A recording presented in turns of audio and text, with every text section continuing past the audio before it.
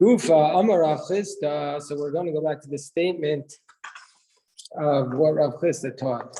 That he says, Modeh Rabbi Nechunya ben Akana himself admits, Begonev Chalbo Shachavero, that let's say a person, even what does Rabbi Nechunya ben Akana admit? So he said that Rabbi Nechunya ben Akana says that if you're liable for a penalty of kares, like for example, eating on Yom Kippur or eating chaylev, you're not going to be responsible for the monetary payment associated with it. Let's say, for example, you destroy someone's field while you violate Yom Kippur, or you steal someone's chaylev and eat it. So he says you're not liable for you have kimle b'deramina, you only get the more severe penalty, not the lesser penalty.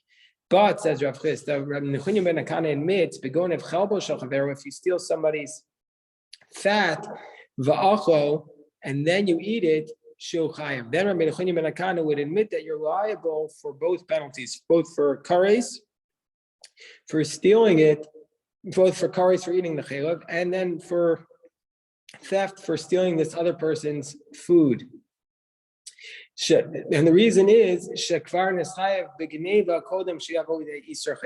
you're already responsible for the theft before you came to the prohibition of chaylev. First you stole it and then you ate it. So therefore you're going to be liable for both.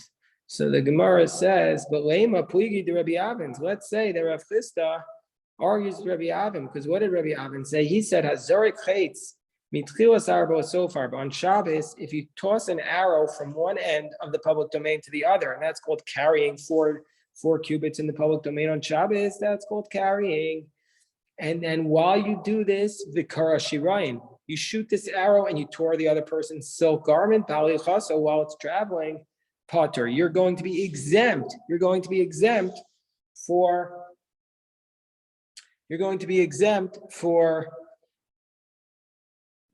this prohibition of tearing the other person's silk garment. And the reason is because you're liable for carrying on Shabbos. But here you would think that you're going to be exempt, but nevertheless, you would think you'd be liable because the two actions don't happen simultaneously.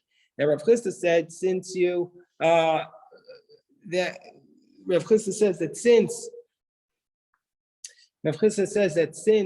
the two actions don't happen simultaneously, you are going to be liable for both. But Rabbi Avin disagrees. He says you're going to be exempt. Why?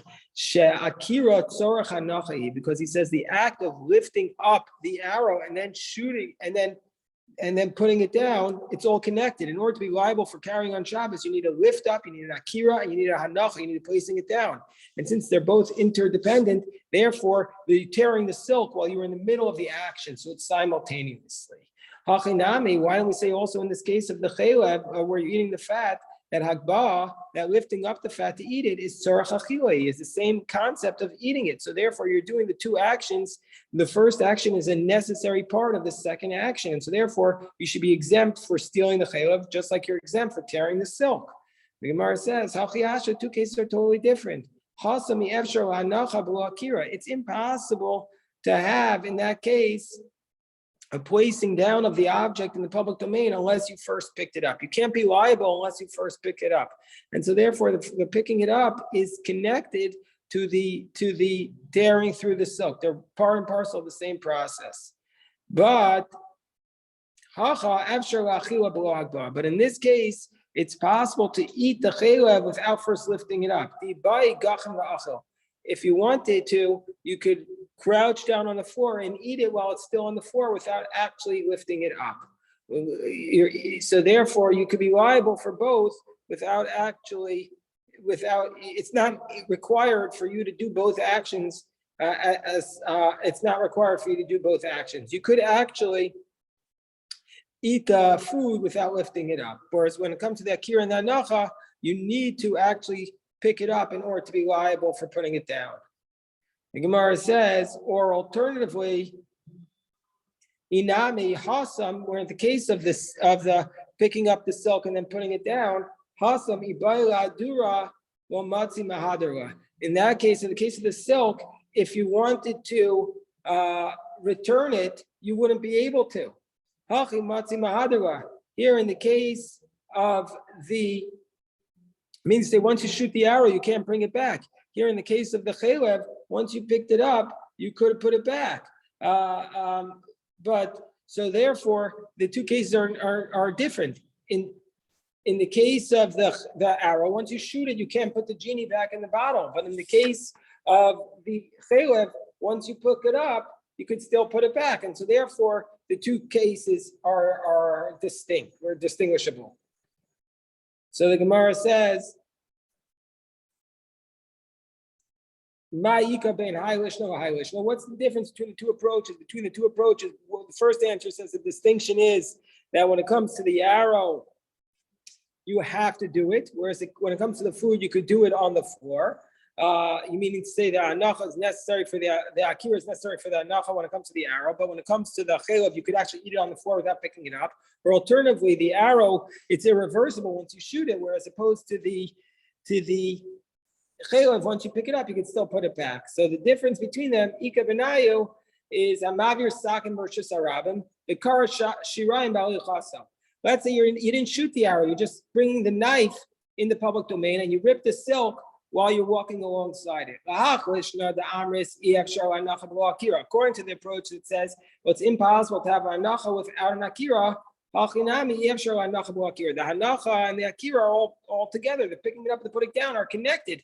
So therefore, in that case, you'd also be exempt for tearing the silk.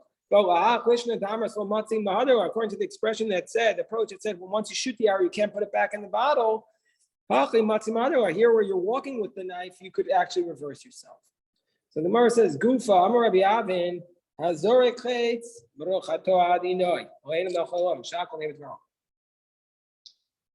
Hazorek Chetz, Mitchios Arba, was so far, but let's say you shoot the arrow from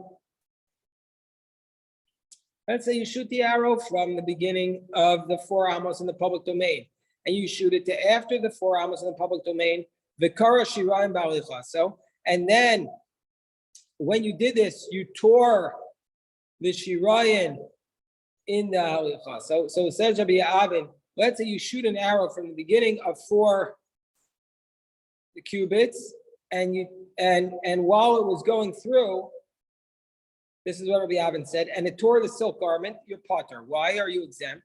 Shakira tzarach hanacha, because the two acts are connected. It's simultaneous because the lifting it up was part and parcel of the putting it down. So Masav Rav Bibi Barabayis, so Rav Bibi challenges what Rabbi Avin taught. He says, what about the following scenario?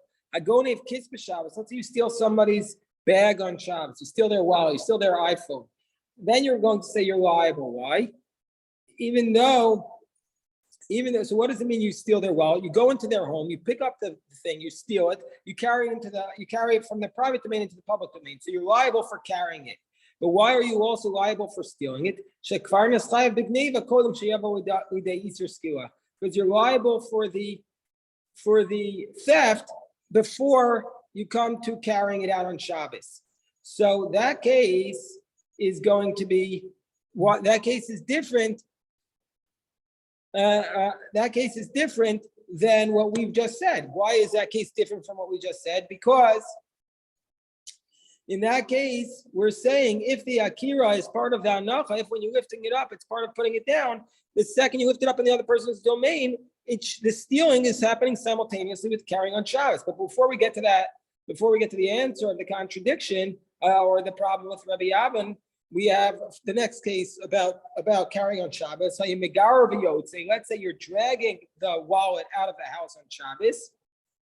Megar v'yotze. You keep dragging. You never lifted it up. You're potter. Then you're exempt from having to pay back for the theft. So either Shabbos v'geneva ba'in ke'echad. Because then we say that the Shabbos, the prohibition of Shabbos and theft come at one time. They both come at the same time.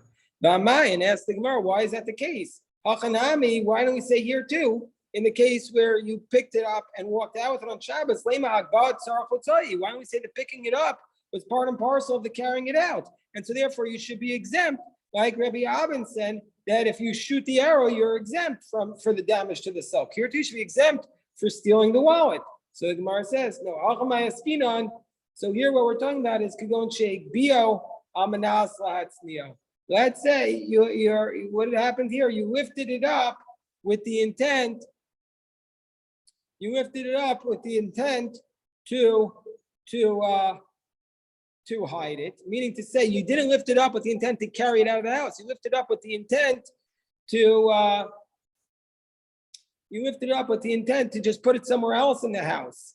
And then you change your mind, votzio, and you brought it out. So when you lifted it up, it was not part and parcel of the hanacha. You just lifted it up to carry it around in the house. So therefore, they're not connected. So you first lifted up, you stole it, and then you carried it out.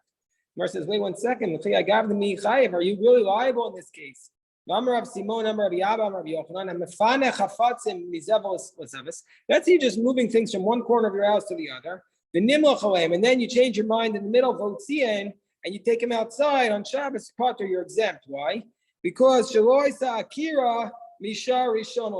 you didn't lift it up. With your intent in lifting it up from the first moment was not to carry it out. You need that intent from the beginning.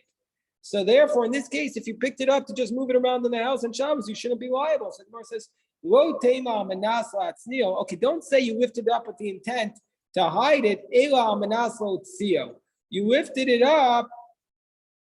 Okay, we'll grant you this, that you lifted up with the intent to carry it out of the private domain to the public domain. So therefore, if that's the case, why you're exempt? So hachamayaskinon kisha amad. Yeah, you didn't directly carry it out. What did you do? While you were in the process of carrying it out, you stopped, and you stopped in the person's domain, and only then did you carry it out. So as a result of this, we could say that the first time you lifted it up, where you have to pay, there you weren't liable for death. You lifted it up, you stole his object, and only afterwards were you liable to death. And so therefore that's why they're two separate acts. So the Gemara says, Amad Lamai, well, why did you stop? If you stop to just like move it around on your shoulder, or chehu. So that's the normal way. So that's part and parcel of the same process. So it means where you stopped to rest. That's where we're going to say they're two separate actions, and so therefore we're going to say you're liable for the theft. But if you stood up but otherwise you would be exempt for the theft. So let's say you stood it off to just move it around on your shoulder. We're on the top of 31b. We're going to say you're potter. You're going to be exempt. So then the Gemara says, well, now we have a very good question. If that's the case, why does Gemara draw the distinction between you pick it up and dragging it out? That if you pick it up, you're exempt. You're liable for the stealing. Whereas if you drag it out, you're exempt. Why does it give the example where you're exempt from the stealing, where you just dragged it out? We should have drawn a better distinction. It depends how you picked it up. If you picked it up and carried it right out, then you're going to be exempt. But if you picked it, then you're going to be exempt. But if you picked it up and paused to rest, you're going to be liable. We should have said as follows: when do you say that you're liable? Where you stood and rested, but where you moved it around on your shoulder, and you're potter, then you're exempt. So why doesn't it give that distinction? So therefore, the Gemara has to say, okay, let's go back. We'll say, Ella, let's say as follows: if the Brisa that says that if you lift up the wallet on Shabbos in the private domain, you're going to be liable, is because Hamani ben Azahi, who says, this is the position of Ben Azai, who we learned in Meseches Shabbos, right at the very beginning, if you remember. He says, Mahalach ka'omedami. He says that when you're walking, every time you're walking, that's considered a akira and a nacha in itself. And so therefore, since every time you take a step, it is the pausing of the previous akira. And so therefore,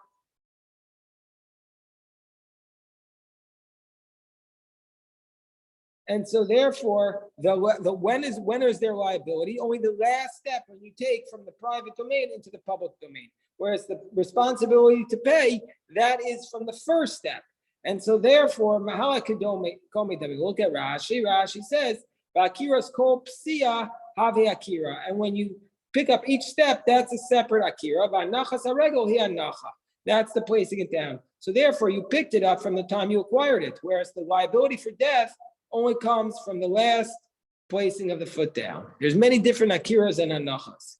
So the Gemara says, well, if that's the case, but if you would throw it from the private domain into the public domain, it'd be happening simultaneously. If that's the case, It'll be pater nifog v'nis nebididei. Again, we could have drawn this distinction.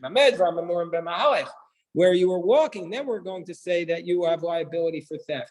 Avol zoreg, but if you throw it, we're going to say you're pater. If that's the case, megar v'yot. So why do we give the nafkamina by dragging it out? We should have given the nafkamina by throwing it.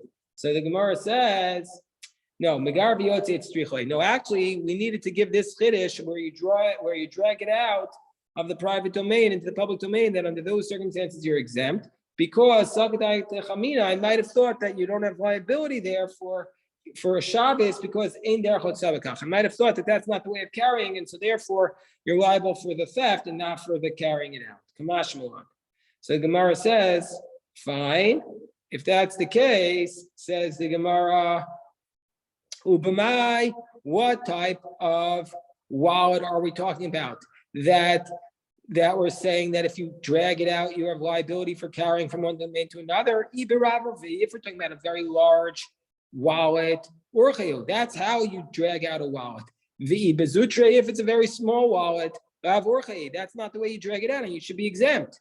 So we must be talking about elba mitzi. We're talking about a middle of the road, something that's not too large and not too small. Gemara says, where did you take it out?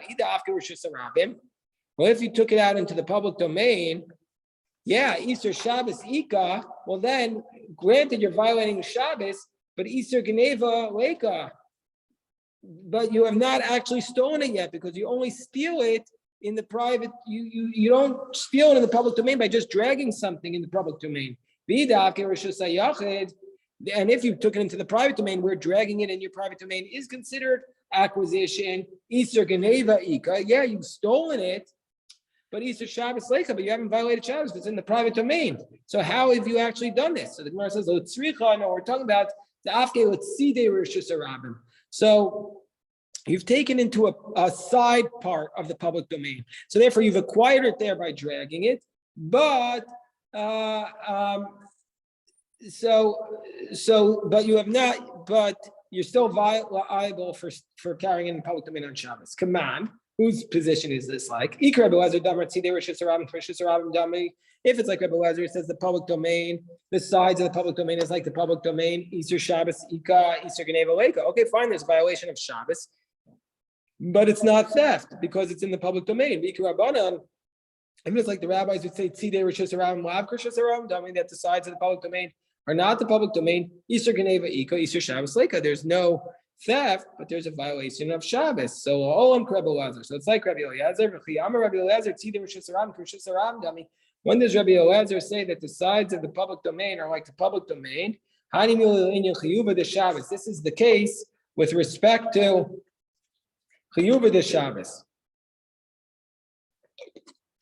This is the case with respect to the obligations of carrying out on Shabbos. The Zimnin, the Dachi, Rabban, Va'il Hasan. So when does Rabbi Eliezer say that the sides of the public domain are like the public domain with respect to the obligations of Shabbos? Because sometimes the people will walk, people will walk in that area of inyan mikne, but with respect to acquisitions, since it's like a little bit less than the public domain, kani, you still are able to acquire something there by dragging it. By time because there's often, it's like there's not a lot of people there all the time. It's like when we put up a street park, what's it called? A pedestrian traffic light in front of Oleg Shalom, there was the issue that it's only sometimes used by the public. They have that threshold only sometimes. So that's what they see there with Chesed. Sometimes there's a lot of people there, but that's why you're liable for carrying there on Shabbos. But often the time there's not a lot of people there, and so therefore for that reason,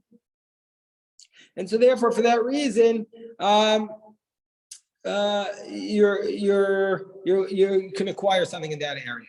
Rav Ashi gives a different answer to explain this brisa. Rav Ashi says that what are we referring to?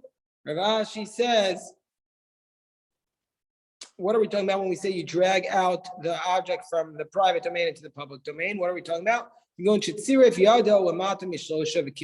That we're talking about a case where you put your hand, the other hand, under 3 tefachim, meaning within a handbreadth from the ground. And in the first hand, he dragged the wallet until it fell into the second hand, the kibble, and he received it in the public domain. So he dragged it from the private domain, and then he caught it in the public domain. And a person's hand, when he catches it in public domain, that's a method of acquisition. That's like you're in a place that's 4 tefachim by 4 tefachim. And so therefore, he's going to be liable for carrying, and picking something up in the private domain is a method of, in the public domain is a method of acquisition. Ravina said, he learned to price it differently. He said, "Olam the afke or just a rabim." It's really you just carried into the public domain, or it's just a rabim namikana. He's at the position that you can acquire something in the public domain by dragging it. And both of them are really inferring from the following Mishnah, where it states that Tanan Ayamoshcho Viyotse. Now, let's say you would drag something out. Let's say a person steals an ox and he carries it out into and he carries it out of the domain. Umeis Bershas Balam, and the ox dies while it's still in the original owner's possession. Potter. Then the robbers exempt from having to pay because he still has not acquired it, because he still was dragging it in the other person's domain. But let's say he lifted up the ox, or if he carried it out of his domain, and then the ox dies, he's liable.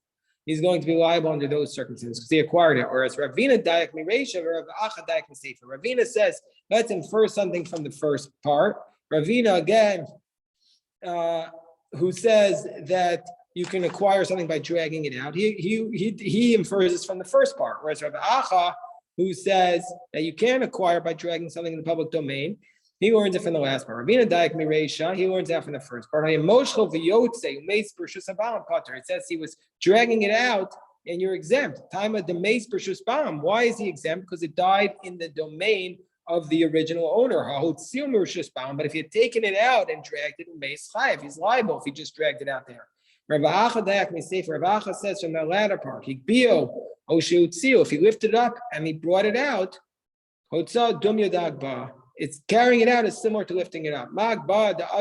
Say just like carrying it up, it came into his domain. Also carrying it out is where it came into his domain. So Rav Acha kasha reisho, Ravina kasha sefer. So the Gemara says, well, according to Rav Acha, what does he do about the first inference? According to Ravina, what does he do about the last inference? Where it says reisho or Rav Acha will kasha. The first instance, according to Rav Acha, is not difficult because we say kamad lo asi rishu say rishus balam karina, because we say as long as it is not coming to the domain of the robber, that's still considered the original owner's domain. Meaning, even in the public domain, it's called the Rishus Balam. Whereas Seifel or Ravina Okashi, he says, he says, we don't say that carrying it out is similar to lifting it up. Okay, I just want to say, we'll stop here.